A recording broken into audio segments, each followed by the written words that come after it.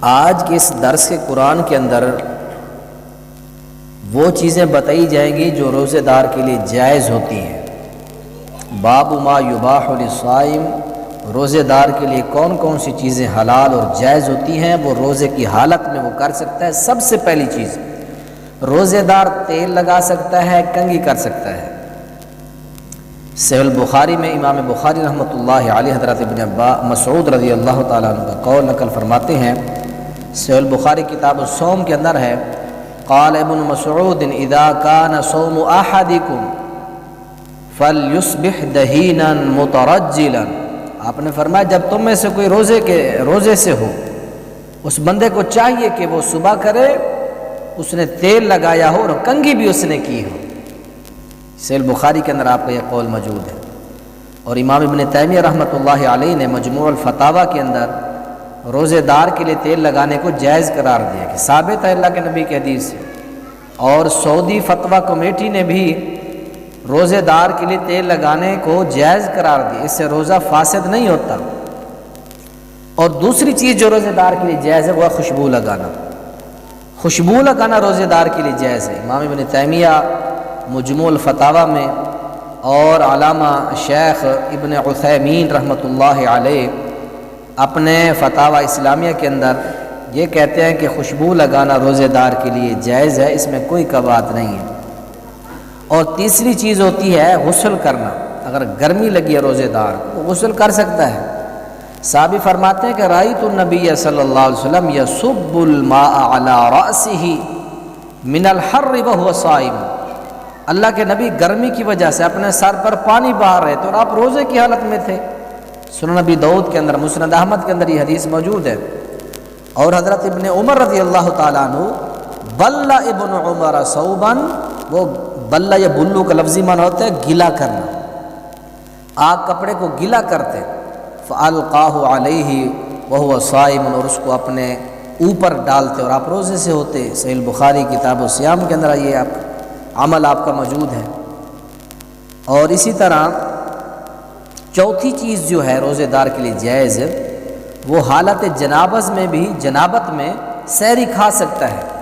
آپ اٹھے ہیں تو آپ کو احتلام تھا، آپ غسل میں جاتے ہیں تو آپ کے سحری کا وقت ختم ہوتا ہے، تو آپ پہلے سحری کھا لیں، سحری کھا کے اس کے بعد آپ غسل کر کے نماز پڑھیں۔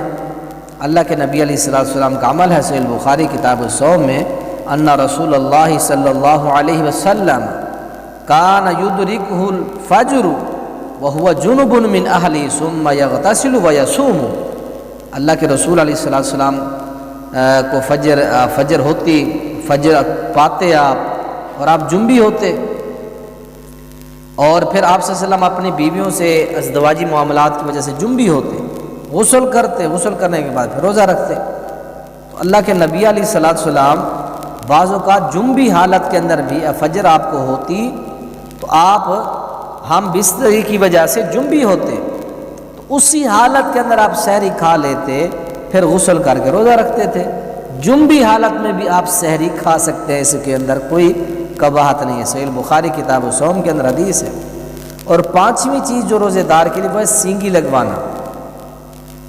ان النبی صلی اللہ علیہ وسلم احتجم وہو محرم و احتجم وہو صائم، اللہ کے نبی نے احرام کی حالت میں بھی سینگی لگوائی اور روزے کی حالت میں بھی آپ نے سینگی لگوائی۔ آپ دیکھ لیں کمزور نہیں ہیں آپ کا جسم برداشت کر سکتا ہے کہ آپ کے جسم سے خون نکلے، وہ جو گندا خون ہوتا ہے جلد کے نیچے وہ نکلے، فاسد مادے نکلیں، اگر آپ کمزوری برداشت کر سکتے ہیں، آپ کے اندر قوت ہے، پھر آپ سینگی لگوائیں، کوئی مسئلہ نہیں ہے۔ صحیح البخاری کے اندر یہ حدیث ہے۔ اور چھٹی چیز یہ ہے کہ آپ سرما لگا سکتے ہیں۔ ان النبی صلی اللہ علیہ وسلم اکتحل فی رمضان وہو صائم، صحیح ابن ماجہ کے اندر ہے، آپ صوم کی روزے کی حالت میں آپ نے سرما لگایا۔ اور ساتویں چیز جو ہے بیوی کا بوسہ لینا یا اس کے ساتھ لیٹنا، یہ بھی جائز ہے۔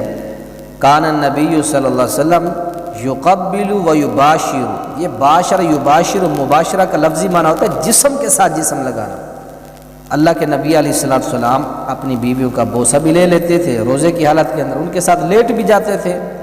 اور اما عائشہ سے حدیث کی راویہ ہیں، وہ فرماتی ہیں وَكَانَ أَمْلَكُ لِإِرْبِهِ، لِإِرْبِ کا معنی ہے کہ اللہ کے نبی تم میں سے زیادہ اپنی خواہش پر کنٹرول کرنے والے اور قابو رکھنے والے ہوتے تھے۔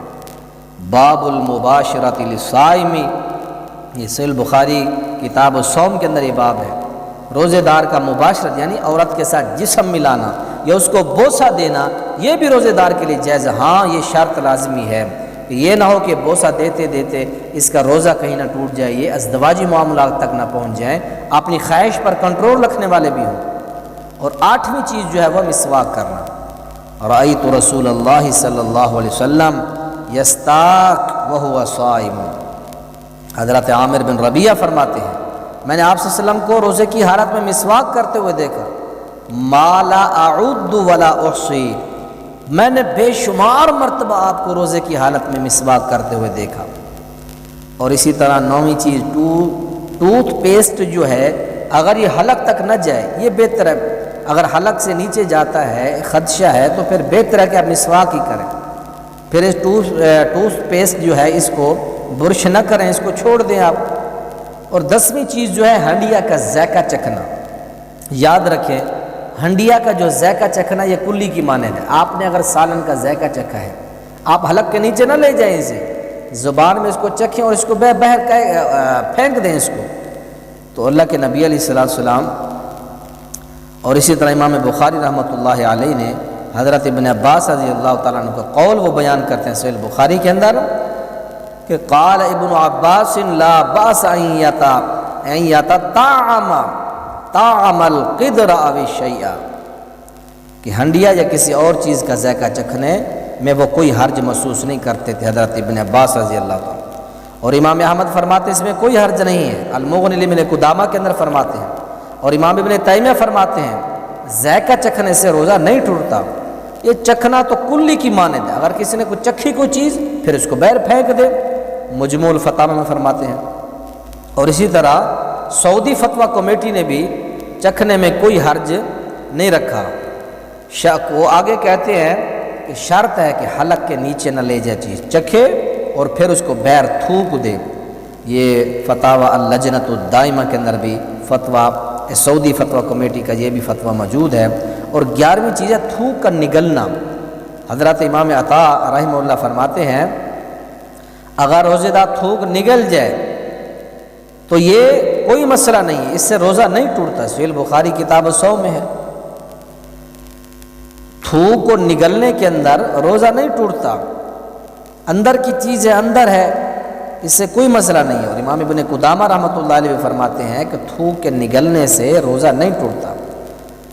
12ویں چیز یہ ہے کہ اگر حلق میں مکھی چلی جائے، اگر حلق کے اندر مکھی چلی جائے تو اس سے روزہ نہیں ٹوٹتا۔ حضرت امام حسن بصری رحمۃ اللہ علیہ کا قول صحیح بخاری کے اندر ہے کہ ان داخل حلقۃ الذباب فلا شیء علیہ، اگر انسان کے حلق کے اندر مکھی چلی جائے، ذباب چلی جائے تو اس کے اوپر کوئی کفارہ نہیں۔ صحیح بخاری کتاب الصوم کے اندر یہ آپ کا قول موجود ہے۔ ناک میں دوا ڈالنا، اس کے بارے میں امام حسن بصری رحمۃ اللہ علیہ یہ فرماتے ہیں کہ لا باس بالصعود سوء صعود للصائم، صعود کہتے ہیں ناک میں دوا چڑھانا، ناک میں دوا قطرے ڈالنا، ان لم یصل الی الحلق، شرط یہ ہے کہ وہ قطرات وہ چیزیں آپ کی حلق تک نہ جائیں، حلق تک جائیں گی تو پھر یہ ناجائز ہے۔ یہ بھی آپ کا قول صحیح بخاری کتاب الصوم کے اندر موجود ہے۔ اور 14ویں چیز یہ ہے روزے دار کے لیے جائز، اگر کوئی عورت ہے مہندی لگانا چاہتی ہے، تیل لگانا، کوئی صابن لگانا چاہتی ہے یا میک اپ کرنا چاہتی ہے، خاتون ہے عورت ہے، تو ان چیزوں سے بھی روزہ نہیں ٹوٹتا۔ مہندی وغیرہ سے شیخ صالح بن عثیمین رحمۃ اللہ علیہ فتاوی اسلامیہ کے اندر فرماتے ہیں مہندی لگانے سے، میک اپ کرنے سے عورت کا روزہ نہیں ٹوٹتا۔ تو یہ 14 چیزیں ہیں، تیل لگانا، کنگھی کرنا، خوشبو لگانا، غسل کرنا، حالات جنابت میں سحری کھانا، سینگی لگوانا، سرما لگانا، اور بیوی کا بوسہ یا اس کے ساتھ لیٹنا، مسواک کرنا یا ٹوتھ پیسٹ کرنا یا ہنڈیا کا ذائقہ چکھنا، تھوک کا نگلنا، اگر حلق میں مکھی چلی جائے تو یہ کوئی مسئلہ نہیں ہے۔ اسی طرح مہندی لگانا، میک اپ کرنا خاتون کا، تو یہ 14 کام جو ہے روزے دار کے لیے یہ جائز اور حلال ہوتے ہیں۔ اللہ تعالیٰ قرآن و حدیث کے مطابق زندگی گزارنے کی توفیق نصیب فرمائے۔ اور اگلے درس کے اندر آپ احباب کے سامنے یہ رکھا جائے گا کہ روزے دار کے لیے کون کون سے امور ناجائز